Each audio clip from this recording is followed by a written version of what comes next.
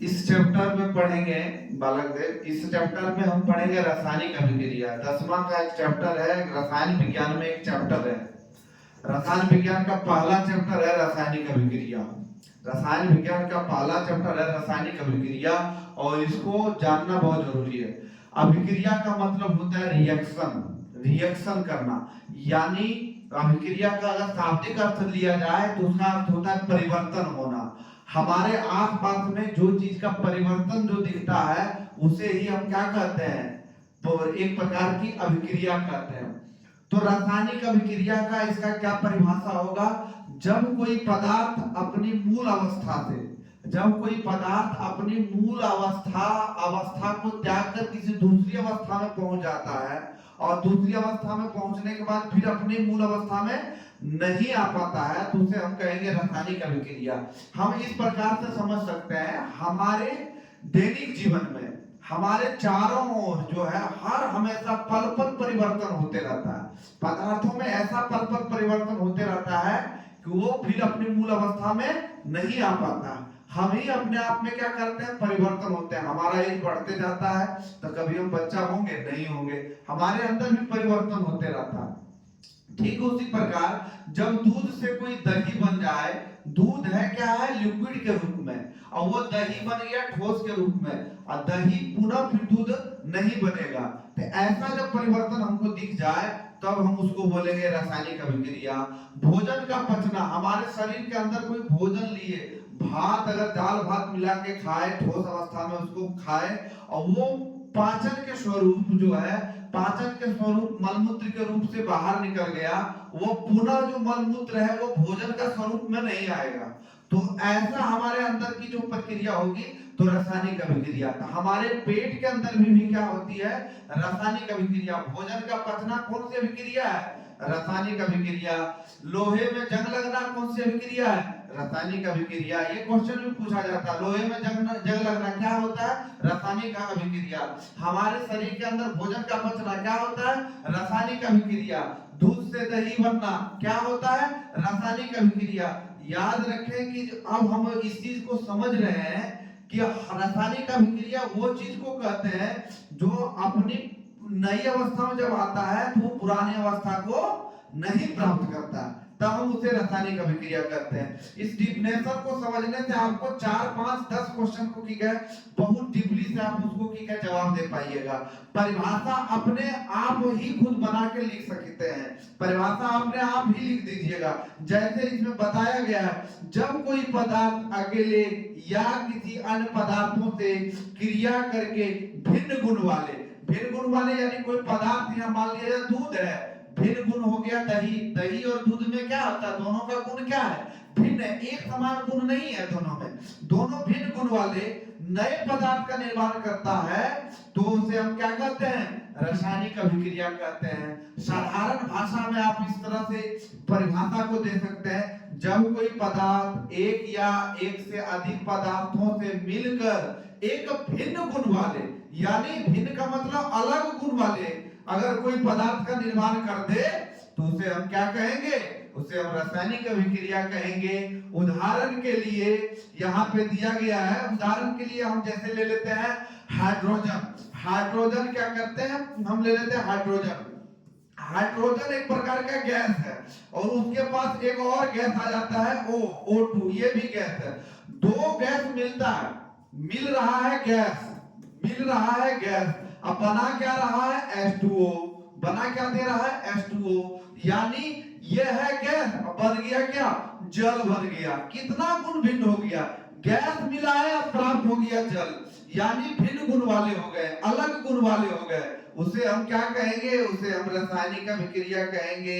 याद रखिएगा, रासायनिक अभिक्रिया की क्रियाविधि, क्रियाविधि में कहेगा कि इसमें क्या क्या क्या लोग अभिक्रिया में भाग लेते हैं। रासायनिक अभिक्रिया में पदार्थ के अणु परमाणु मिलकर भाग लेते हैं, ये चीज को याद रखिएगा। आपस में एक बंधन बनाते हैं, रासायनिक अभिक्रिया में क्या करते हैं, आपस में एक बंधन बनाते हैं।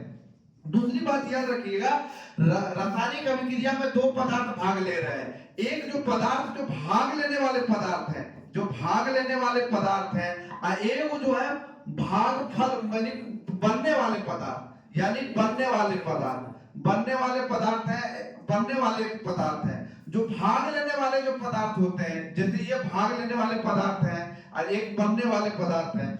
जो भाग लेने वाले जो पदार्थ होते हैं, जैसे के लिए जस्ता को मिलाए, हाइड्रोक्लोरिन को मिलाए, जिंक क्लोराइड बन गया और हाइड्रोजन गैस बन गया। तो दो पदार्थ जो भाग लेने वाले पदार्थ होते हैं उनसे प्रतिफल कहते हैं, या तो नहीं सॉरी अभिकारक कहते हैं। भाग लेने वाले पदार्थ को अभिकारक कहते हैं और जो पदार्थ बन जाए उसे हम प्रतिफल कहते हैं। तो उसे क्या कहते हैं? प्रतिफल। मान लिया हाइड्रोजन और क्लोरीन को मिलाए, तो हाइड्रोजन और क्लोरीन क्या है? मेरा अभिकारक, भाग लेने वाले पदार्थ यानी जिसे हम अभिकारक कहते हैं। और हाइड्रोजन क्लोराइड बन गया यानी ये दोनों का फल प्राप्त हो गया, उसे कहते हैं प्रतिफल। उसको क्या कहते हैं? प्रतिफल।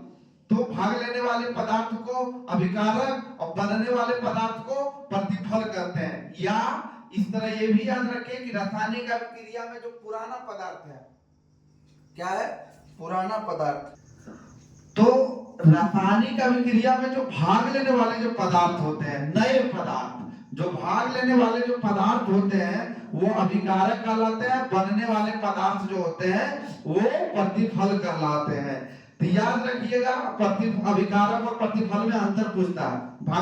भाग लेने वाले पदार्थ को अभिकारक कहते हैं, बनने वाले पदार्थ को प्रतिफल कहते हैं। याद रखिएगा, अगर पूछेगा हाइड्रोजन और क्लोरीन और हाइड्रोजन क्लोराइड में कौन अभिकारक है, तो हाइड्रोजन हमारा क्या है? अभिकारक है। क्लोरीन क्या है? अभिकारक है। और हाइड्रोजन क्लोराइड क्या है? प्रतिफल है। दूसरी बात ये भी जानेंगे कि रासायनिक अभिक्रिया की क्या क्या विशेषता हो सकती है हमारे जीवन में।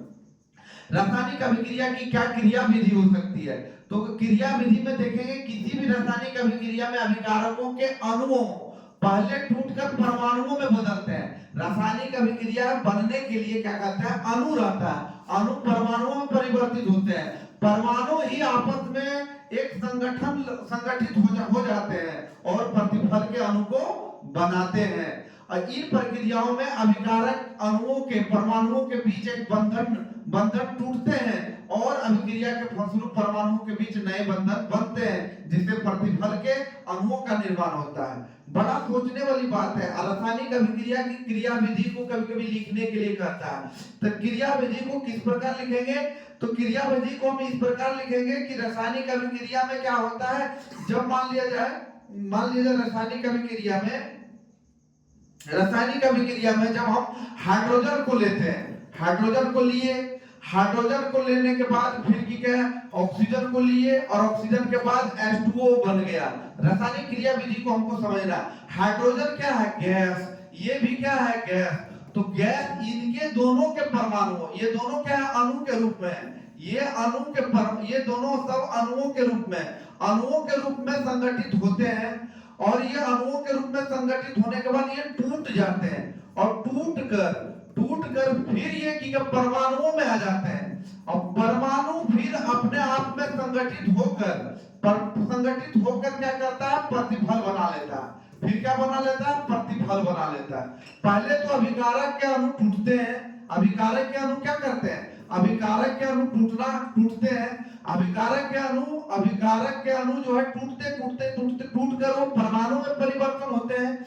अब परमाणु धीरे धीरे प्रतिफल की ओर बढ़ता है। अब प्रतिफल के रूप में परमाणु धीरे धीरे क्या करता है? संगठित हो जाता है और इस तरह संगठित हो जाता है कि परमाणु धीरे धीरे संगठित होकर एक प्रतिफल बना लेता है। वो प्रतिफल क्या होता है? जल कहलाता है। सोचिए कि गैस के अणु पहले टूट गए अभिक्रिया में और टूट के इस तरह से टूट गए और टूट कर फिर जब अपने आप में जब मिलने लगे तो वो क्या बना लिए? जल बना लिए। कितना ये रहस्यमयी बात है। प्रकृति में किस प्रकार की घटना देखी जा रही है कि सोचो कि एक गैस अपने परमाणुओं को मिलाकर एक द्रव रूपी जल रूपी को बना देता है, जिसको प्रतिफल कहते हैं। आप पूरी तरह से समझ गए होंगे कि रासायनिक अभिक्रिया की क्रिया विधि क्या है। रासायनिक अभिक्रिया की क्रिया विधि क्या है?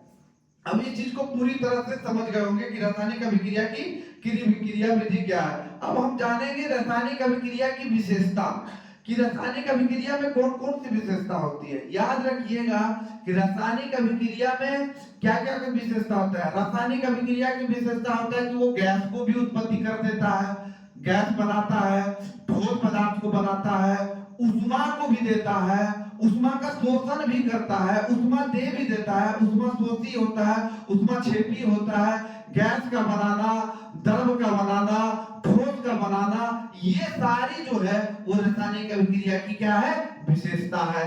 अब हम देखेंगे कि रासायनिक अभिक्रिया की जो विशेषता है, बाबू कौन गैस बना देता है, कौन ठोस बना देता है, कौन द्रव बना देता है, और कौन जो है उष्मा देता है, कौन उष्मा क्षेपी करता है, ये सारी जो है जानकारी को हम रासायनिक अभिक्रिया में हम जो है बहुत विस्तार रूप से अध्ययन करेंगे इस चैप्टर में। पहले जानेंगे कि गैस की उत्पत्ति। रासायनिक अभिक्रिया में एग्जाम में आएगा कि दानेदार जस्ता की अभिक्रिया तनु हाइड्रोक्लोरिक अम्ल या तनु सल्फ्यूरिक अम्ल से कराने पर कौन सी गैस बनता है। तो याद रखिएगा कि दानेदार जस्ता की अभिक्रिया हाइड्रोक्लोरिक अम्ल से हो तो वो हाइड्रोजन गैस उत्पन्न करता है। यहाँ दिया है कि Zn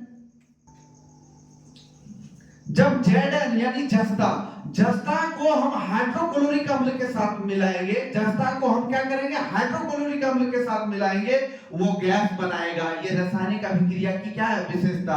मिला रहे हैं जस्ता और हाइड्रोक्लोरिक अम्ल, तो बन क्या जा रहा है, हाइड्रोजन गैस हमको प्राप्त हो जा रहा है। अगर हमको हाइड्रोजन प्राप्त करना हो और हमारे पास Zn है, अगर हमारे पास जस्ता है और किसी के पास हाइड्रोक्लोरिक अम्ल है, तो जस्तो वाला को बुला लेंगे कि तुम भी आ जाओ, और हाइड्रोक्लोरिक वाले को भी बुलाएंगे आ जाओ, और दोनों जब मिल जाएंगे तो हम हाइड्रोजन गैस आसानी से क्या करेंगे, प्राप्त कर लेंगे। ये हाइड्रोजन गैस जो है सबसे एक तरह से हल्का गैस होता है। अब हम जानेंगे कि सोडियम कार्बोनेट और हाइड्रोक्लोरिक अम्ल को जब हम मिलाएंगे, किसी के पास है सोडियम कार्बोनेट और किसी के पास है हाइड्रोक्लोरिक अम्ल, अब दोनों को आपस में जब मिलाएंगे तो हमारा क्या बनेगा, सोडियम क्लोराइड, जल और कार्बन डाइऑक्साइड। ये भी एग्जाम की दृष्टि से पूछा जाता है कि जब सोडियम कार्बोनेट को हाइड्रोक्लोरिक अम्ल के साथ अभिक्रिया कराते हैं तो क्या प्राप्त होता है, तो हमको नमक प्राप्त होता है। नमक कैसे बनता है, क्वेश्चन पूछता है यहीं से कि नमक कैसे बनता है, साधारण नमक कैसे बनता है। तो नमक कैसे बनता है, जब सोडियम कार्बोनेट को हाइड्रोक्लोरिक अम्ल के साथ अभिक्रिया कराने के बाद हमको सोडियम क्लोराइड नमक प्राप्त होता है। तो नमक के साथ क्या प्राप्त होता है, जल भी प्राप्त होता है और कार्बन डाइऑक्साइड गैस भी प्राप्त होता है। फिर एग्जाम में पूछता है कि कार्बन डाइऑक्साइड को कैसे बनाया जाता है, तो कार्बन डाइऑक्साइड को गैस को कैसे बनाया जाता है, जब हम सोडियम कार्बोनेट को हाइड्रोक्लोरिक अम्ल के साथ अभिक्रिया कराते हैं तो हमको कार्बन डाइऑक्साइड प्राप्त होता है। कार्बन डाइऑक्साइड के साथ और क्या प्राप्त होता है, जल भी प्राप्त होता है और साधारण नमक सोडियम क्लोराइड भी प्राप्त होता है। दूसरी बात एग्जाम में आता है अपक्षेप का पढ़ना।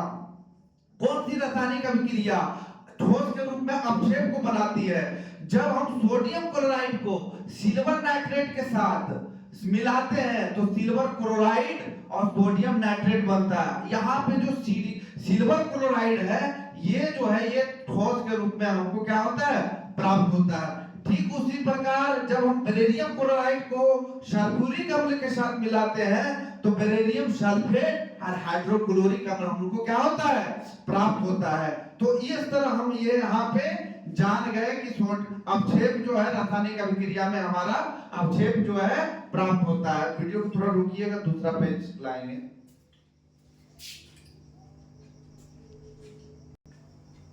नेक्स्ट पेज जो है हम अगला वीडियो में बताएंगे। वीडियो यहाँ पे ज्यादा हो गया तो नेक्स्ट जो है अगला वीडियो में हम नेक्स्ट टॉपिक को क्लियर करेंगे कॉन्सेप्ट के साथ करेंगे। थैंक यू, धन्यवाद। आज के लिए इतना ही।